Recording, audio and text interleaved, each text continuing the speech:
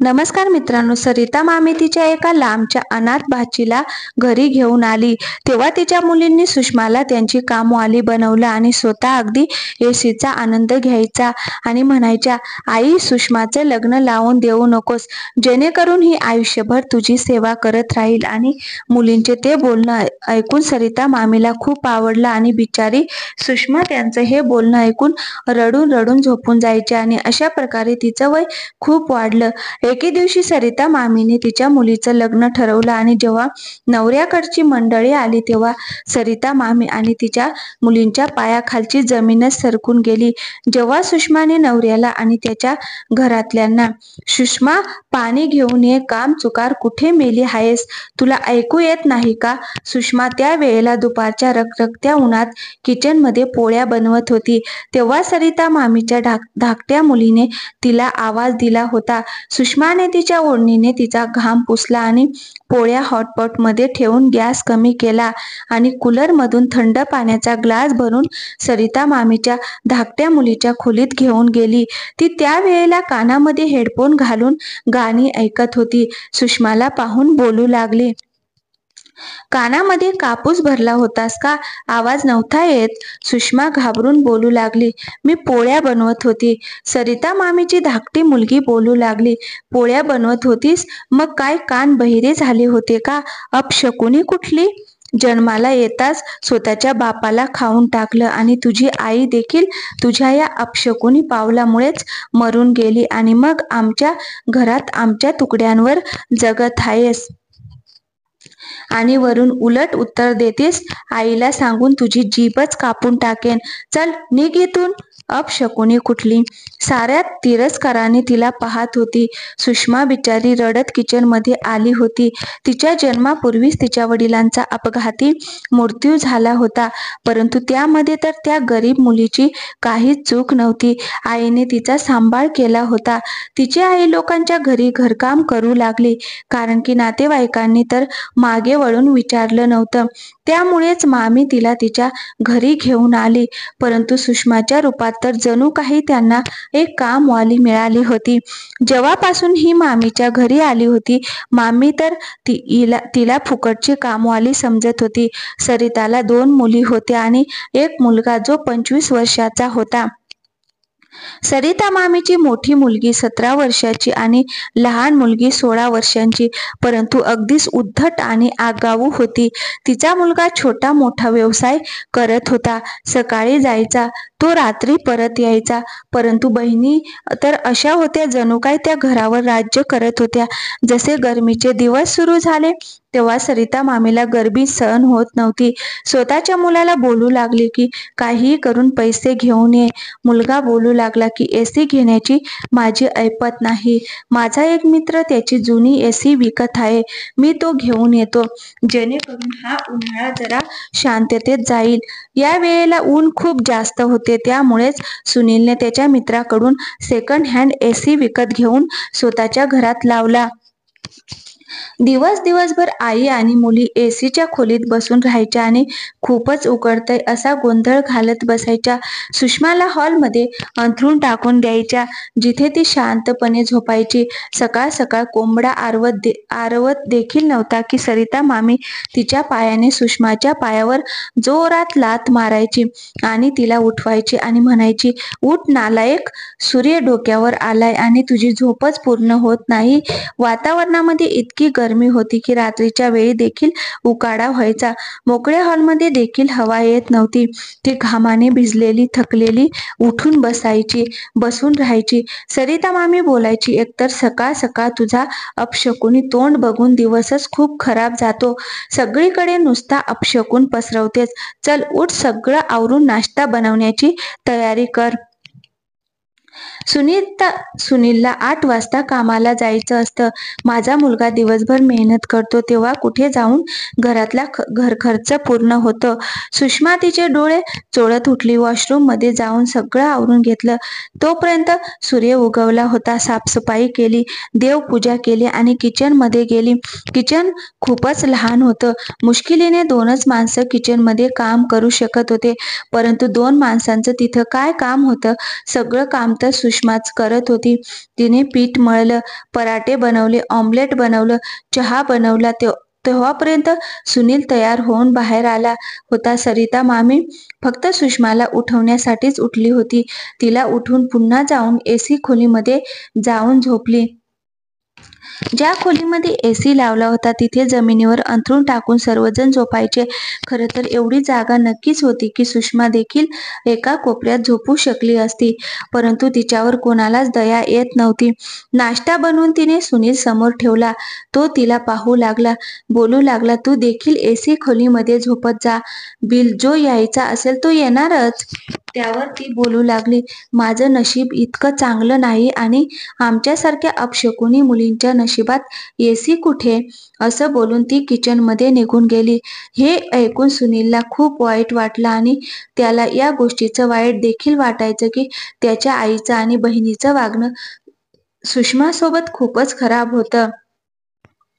सुरुवातीला तर सुनीलने स्वतःच्या आईला सांगितलं होतं की ही अनाथ मुलगी आहे, तिच्या परिस्थितीवर जरा दया दाखवा, परंतु सरिताने त्याला चांगलेच खडे बोल सुनावले होते.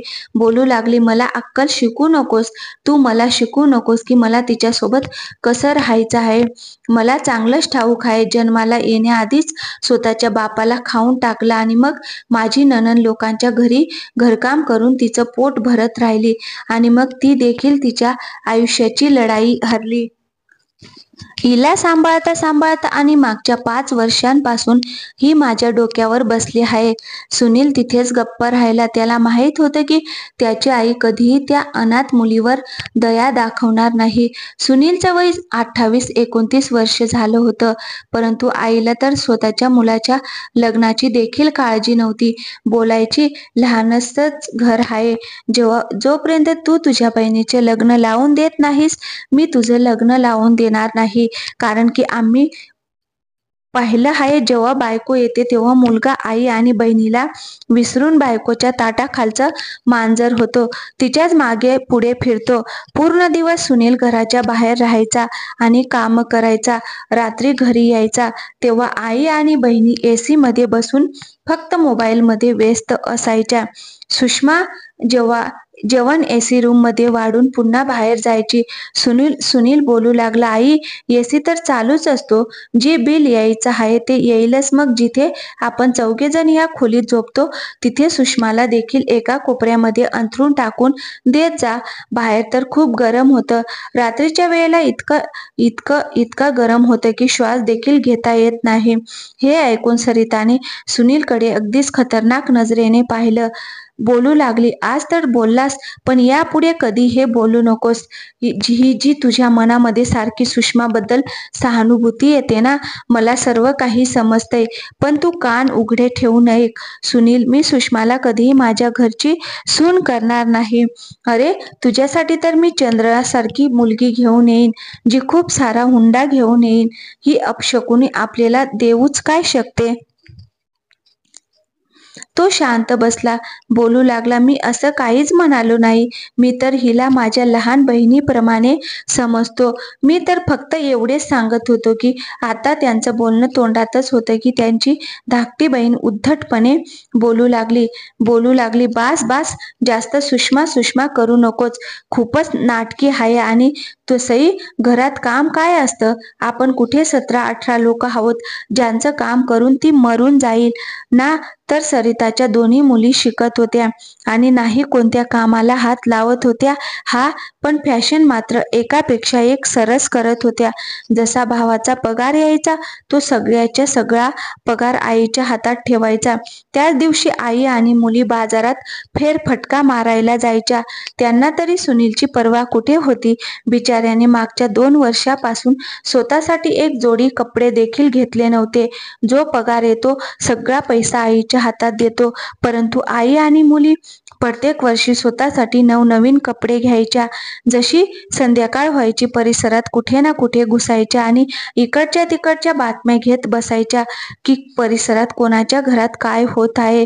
त्या सगळ्यांच्या बातम्या त्यांना माहीत असायच्या. घरात यायच्या तेव्हा बापरे किती उकडतंय असं बोलून एसी लावून बसायच्या. त्या महिन्यात लाईट बिल आलं तेव्हा सुनीलला मोठा धक्का बसला. 10,000चं बिल होतं. सुनील बोलू लागला, आई काहीतरी विचार कर. दिवस रात्र एसी लावू नकोस. 10,000 बिल आहे, मी कसा भरणार? आई बोलू लागली की तुझं पालन पोषण करून तुला लहानाचं मोठं यासाठी केलं का, की आज तू आईला एक सवलत देखील देऊ शकत नाहीस?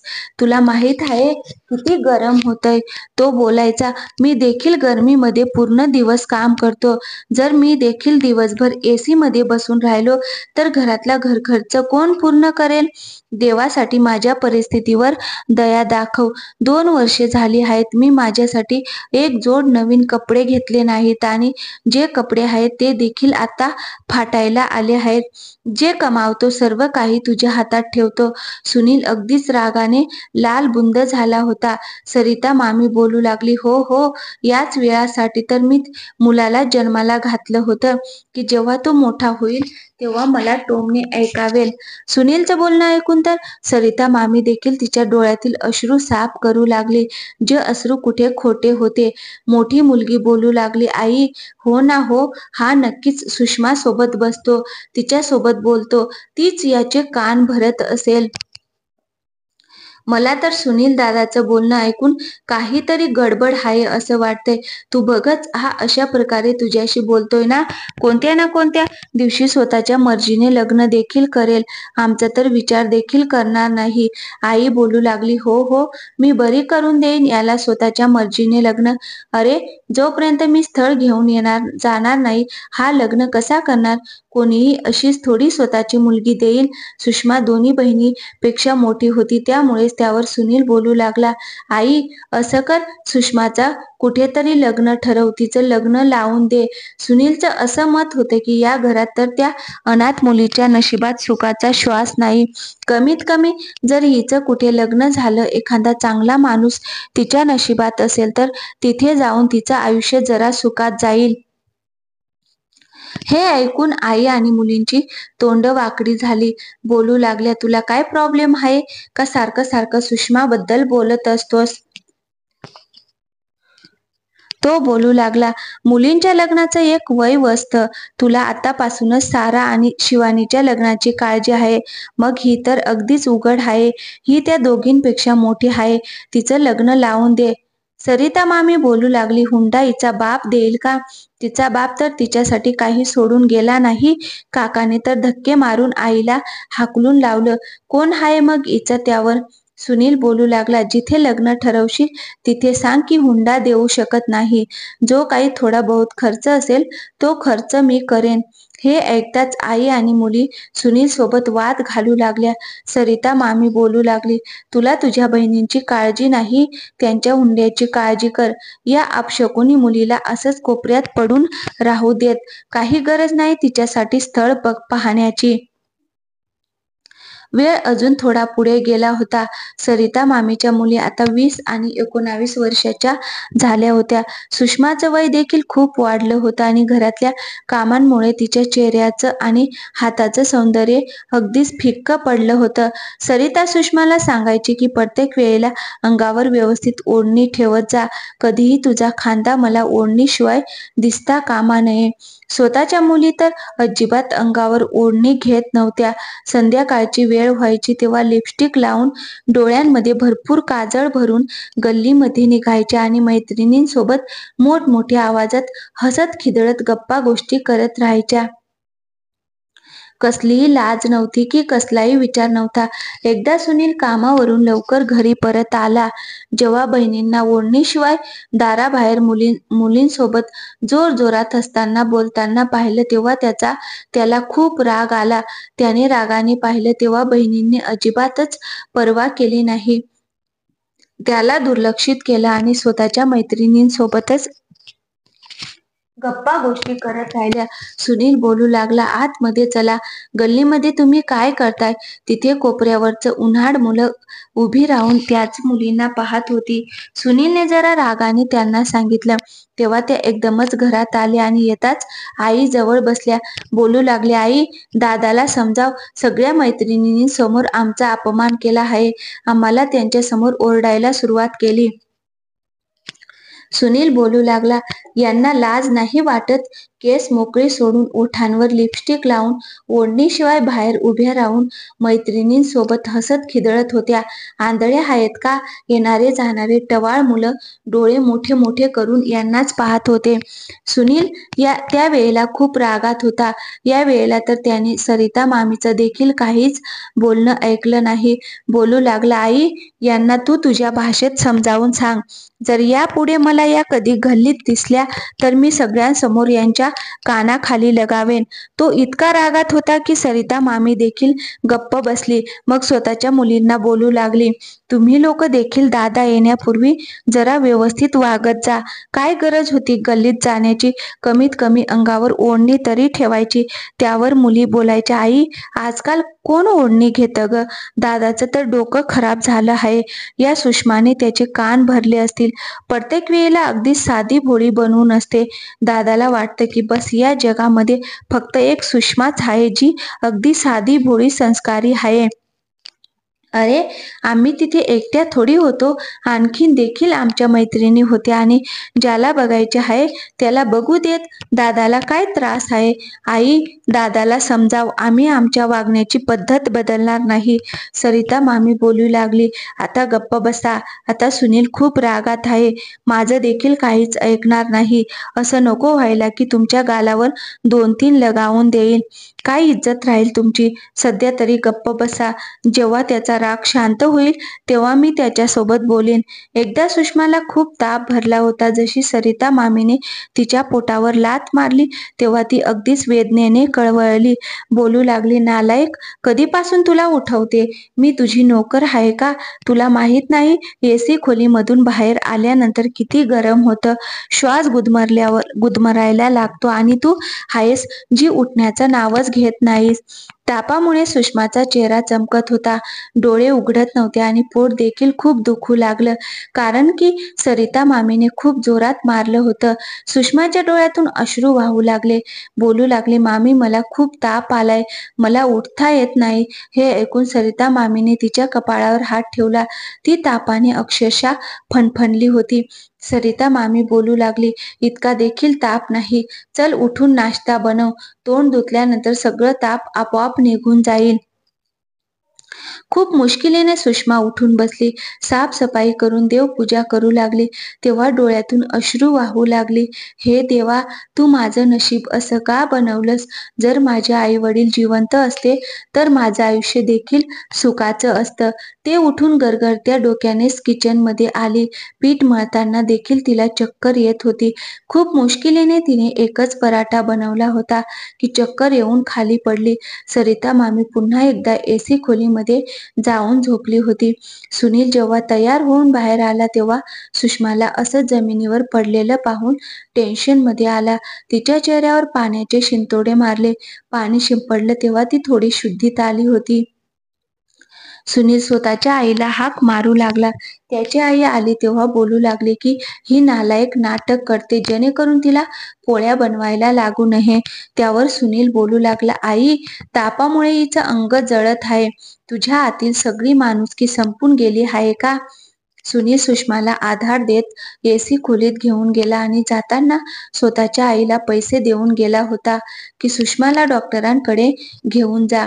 घरातलं सगळं काम तसंच अस्ताव्यस्त पडलं होतं. दोन्ही मुली बोलू लागल्या, काय वैताग आहे आई, हिला डॉक्टरांकडून औषध आणून दे जेणेकरून ही ठीक होईल आणि काम करेल. आमच्याकडून हे असं जेवण बनवणं होणार नाही, साफसफाई करणं होणार नाही. त्यांना तर आरामाची सवय झाली होती. सरिता मामीला नाईलाजाने सुषमाला डॉक्टरकडे घेऊन जावं लागलं आणि तिच्यासाठी औषधं आणावी लागली. 3-4 दिवसात सुषमा ठीक झाली आणि मग पुन्हा तिच्या कामाला लागली. एकदा रात्रीच्या वेळेला तिला वाटलं टेरेसवर काहीतरी कुजबूज चालू आहे. ती हॉलमध्ये झोपत होती. त्यामुळे तिचे डोळे उघडले. जशी ती टेरेसच्या पायऱ्या चढून वरती जाऊ लागली तेव्हा तिला खूप मोठा धक्का बसला, कारण की सरिता मामीची मोठी मुलगी कोणत्या तरी मुलासोबत प्रेमाच्या गप्पा गोष्टी करत होती. हे पाहून सुषमाला सुषमाचा जीवच गेला होता. ही तर खूपच अपमानास्पद गोष्ट होती. तो मुलगा तिला घरातून पळून जाण्याचा सल्ला देत होता. सुषमा तिथूनच मागच्या पावलांनी परत आली, परंतु टेन्शनमध्ये होती. जर असं काही झालं तर बिचारा सुनीलचा तर पूर्ण परिसरात अपमान होईल आणि मामी देखील कोणालाही तोंड दाखवण्याच्या लायकीची राहणार नाही. त्याच दिवसांमध्ये दोन्ही बहिणींसाठी एकाच घरातून स्थळ आलं आणि मुलाच्या आईला दोघीही आवडल्या. ती बोलू लागली, मी दोन्ही मुलांचं लग्न सोबतच करेन. सरिता मामी तर खूपच खुश होती. सुनील त्यांच्या हुंड्याची तयारी करू लागला, परंतु मोठी मुलगी खूप शांत होती. मेहंदीच्या रात्री तो मुलगा टेरेसवर हजर होता. सुषमा आधीपासूनच शिवानीवर नजर ठेवून होती. तिने पाहिलं की टेरेसवर एक तरुण मुलगा उभा आहे आणि तिला सांगत आहे की जेव्हा तुझ्या नवऱ्याकडची मंडळी येतील तेव्हा तू गपचूप टेरेसवर ये आणि मी तुला तिथूनच पळवून नेईन, कारण की नवऱ्याकडच्या मंडळीची सगळी सोय घरापासून थोड्या दूर एका ग्राउंडवर केली होती. हे ऐकून सुषमा खूप घाबरली. जर शिवानी घरातून पळून गेली असती तर साराचं देखील लग्न थांबलं असतं आणि अपमान झाला असता तो तर वेगळाच. दोघींचीही जेव्हा नवऱ्याकडची मंडळी आली तेव्हा सर्वात आधी साराचं लग्न झालं. दोन्ही मुली एकाच खोलीत बसल्या होत्या. साराचं लग्न झालं तेव्हा तिला बाहेर नेलं गेलं. अजूनही शिवानीचं लग्न झालं नव्हतं. तिच्या लग्नाला अजून अर्धा तास बाकी होता.